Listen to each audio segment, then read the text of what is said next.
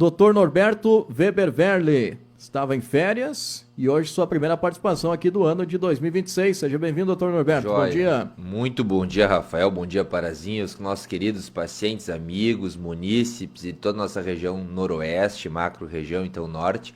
Ficamos muito felizes, Rafael, de estar aqui de novo com vocês, né? Primeiro programa do ano, dos mais de 50 que vão acontecer aí. E é um momento de realização profissional, pessoal, social nossa, tá aqui contribuindo e ficamos muito contentes novamente de estar junto com vocês aí, Rafa. O que tu trouxe hoje de pauta pra gente aí, Doutor Norberto, duas pautas hoje, né? A primeira é o assunto da semana aí, que foi, a nível inclusive da televisão, né? O Henry Castelli sofreu uma convulsão no Big Brother.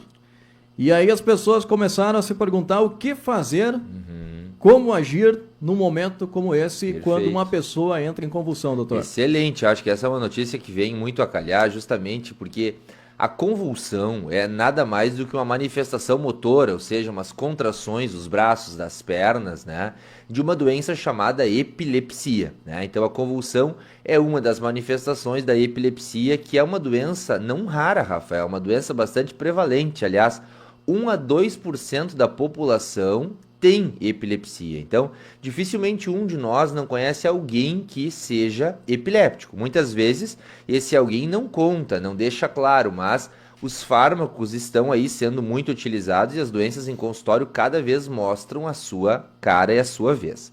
Então, a sua pergunta sobre o que fazer frente a uma crise de convulsão, que é aquela manifestação em que o indivíduo perde a consciência, cai, pode ter alguns gritos durante o episódio, se contrai tonicamente, ou seja, fica rígido, fica duro, fica em bloco e depois pode ter alguns movimentos amplos. O que a gente tem que deixar claro, a primeira coisa é o que não fazer. Isso é mais importante do que o que fazer, né? O que não fazer, gente, não colocar nada na boca desse paciente, não colocar nenhum membro, nenhum dedo, nenhum braço, nenhum objeto no interior da cavidade oral, porque essa história de engolir a língua, ela não existe, isso é um mito bem claro, né? Não tentar segurar com firmeza esse indivíduo, não segurar a cabeça desse indivíduo contra algum objeto pelo risco, usualmente de machucar a cervical, machucar a coluna, né? A gente precisa ter bem claro que o menos numa crise convulsiva é mais, ou seja, quanto menos a gente intervir, melhor. O que sim precisamos saber? O que a gente deve fazer, primeiro, frente a uma crise convulsiva, é chamar ajuda, certo? Sim. Então, a gente tem que chamar ou a família assistente, que pode sim já saber da doença do paciente, o SAMU 192 ou os bombeiros. A gente pode ter sim esse intuito de ajudar. Número 2, a gente precisa desobstruir a via aérea. Então, se esse paciente vomitou, se esse paciente regurgitou, se esse paciente está com secreção no nariz, a gente pode passar um pano rápido, né, no nariz e na boca para facilitar a entrada de ar, mas não introduzir nenhum objeto, nem no nariz e nem na boca desses indivíduos. Número 3, o que a gente pode fazer sim é tentar virar o paciente em bloco de lado para caso ele venha a vomitar, esse vômito saia da boca e vá para o chão e não fique dentro da cavidade oral, dificultando a entrada de ar desse paciente, já que muitos deles têm o que a gente chama de apneia. A apneia é a parada na respiração e usualmente até mesmo ficam cianóticos, que é roxos, com os lábios roxinhos ali, 1 a 2 minutos. 99% das crises epilépticas convulsivas, as convulsões, elas são autolimitadas, elas duram até 2 minutos. Então ela passa sozinha, tá certo? O que a gente precisa sim é contar aos familiares, dar direção a esse indivíduo para que ele procure o seu médico e faça o tratamento correto para que evite de ter novas crises futuras ou diminua o risco de ter novas crises. Mas o mais importante de tudo é desmistificar, né? Eu acho que esse é o principal, desmistificar, porque as pessoas ainda em grande parte das vezes acreditam nessa história de engolir língua, acreditam nessa história de segurar, não deixar se bater, né? De puxar o braço, esticar a perna, né? De tapar, de colocar água no rosto, de colocar um ventilador no rosto, de dar pequenos choques no rosto ou tapinhas para a pessoa acordar. Não, isso não deve ser feito, tampouco a introdução de uma mão ou de qualquer objeto na boca do indivíduo. Nesse caso específico, doutor, ele teve uma segunda convulsão em questão de 1 hora, isso é normal? Sim. Então, assim, ó, a gente em neurologia, enquanto medicina, a gente chama isso de mesma crise.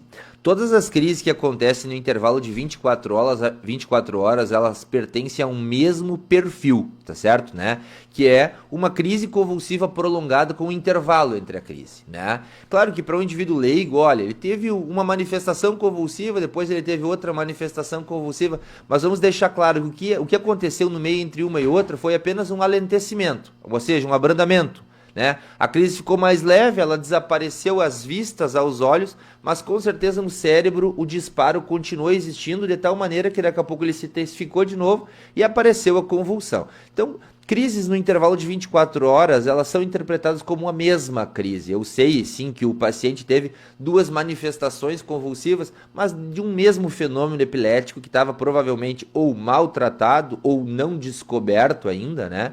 E a gente sempre, enquanto portador de epilepsia ou familiar de um indivíduo com epilepsia, amigo e assim por sucessão, a gente tem que saber que a epilepsia ela é uma doença número 2, né? Sempre existe algo número 1, ou seja, antes, né, da epilepsia que está causando ela, né? Então a gente tem que saber que toda epilepsia tem uma causa, não existe aquela coisa assim, olha, eu sou epilético, tá, mas do que veio isso? Não tem causa, existe. Toda epilepsia tem uma causa.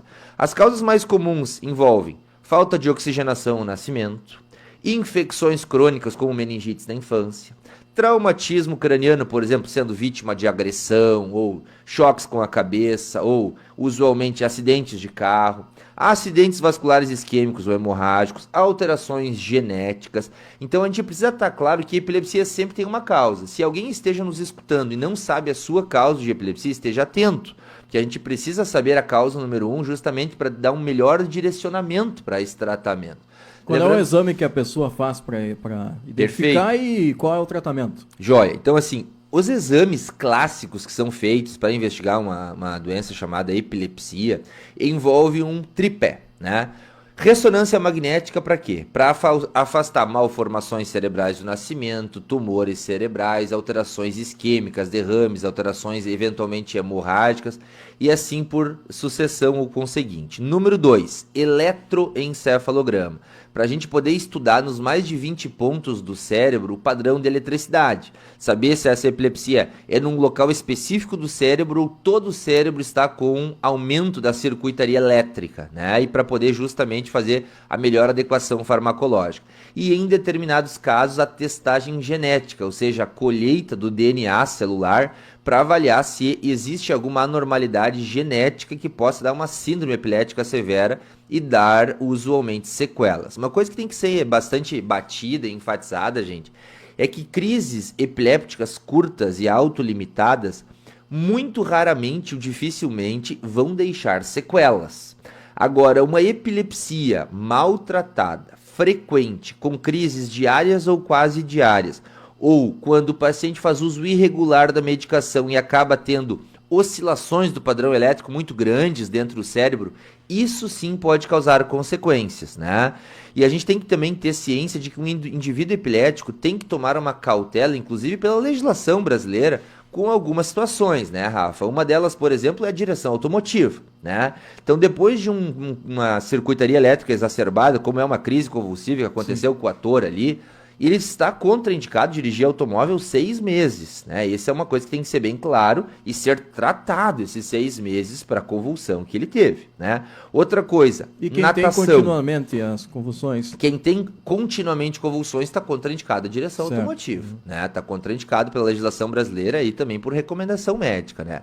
Outra coisa muito importante é a questão de prática desportiva que possa envolver algum risco para a saúde, como é a natação, né? Então, o indivíduo que esteja nadando e tem uma crise convulsiva vai se afogar e a gente vai ter um evento trágico. Então, isso também está contraindicado. Agora, outros esportes físicos, desde que bem acompanhado e monitorizado, não estão contraindicados. Exposição à altura, por exemplo, andaime, né? Isso também está contraindicado. Então a gente tem que ter bastante cautela e conversar com o médico assistente, com a família, esse tipo de situação, Rafael. Eu acho que é excelente a explicação, doutor, porque às vezes as pessoas acabam observando isso aí, e foi um caso, inclusive, que ocorreu em rede nacional, né? E as pessoas ficam perguntando ali como agir no momento como esse, né?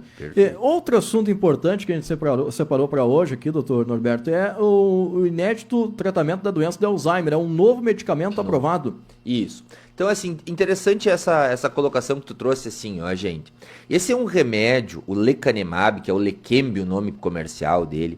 Na realidade, a gente não pode chamar isso de inédito, Rafa, apesar da mídia ter sensacionalizado bastante isso. A gente já tem um parente dele, que se chama donanemab, o Kinsula, sendo feito, inclusive aqui em Santo Ângelo. Então, esse tipo de tratamento, ele já é feito, o tratamento modificador do curso de doença de Alzheimer já é feito. O que é inédito é essa molécula. Então, chegou uma molécula nova, mas prima de outras moléculas que já existem aqui, né, tá certo? No Brasil e no mundo, então aprovada pela Anvisa para tratamento da doença de Alzheimer. O que essa medicação faz, doutor? Essa medicação entra no cérebro do indivíduo com doença de Alzheimer e prestem atenção uma coisa muito interessante, não é qualquer indivíduo com doença de Alzheimer, é o paciente que está no estágio inicial com recentes perdas de memória, usualmente há menos de 1 ou 2 anos, de fatos muito pequenos. Não é um paciente que está esquecendo nome, esquecendo lugares, esquecendo a casa, se perdendo nos ambientes, precisando de ajuda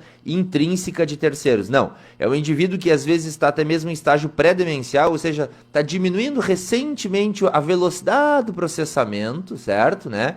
Ou esteja no estágio que é o número 1 da doença, o estágio inicial. Essa medicação chega no cérebro, Rafa, e faz uma lavagem de uma proteína tóxica que a doença de Alzheimer tem, que se chama beta-amiloide. É como se esse remédio chegasse lá, se colasse a essa proteína tóxica que começa a acumular no cérebro do paciente doente, levasse junto com ele e fosse excretado pelo rim e pelo fígado. Então, faz nada mais do que uma limpeza, como um detergente desengordurante no cérebro do indivíduo, tirando a proteína tóxica que é a causa da doença de Alzheimer. Doutor, qual é a proposta, a promessa, o resultado de um remédio como esse, né?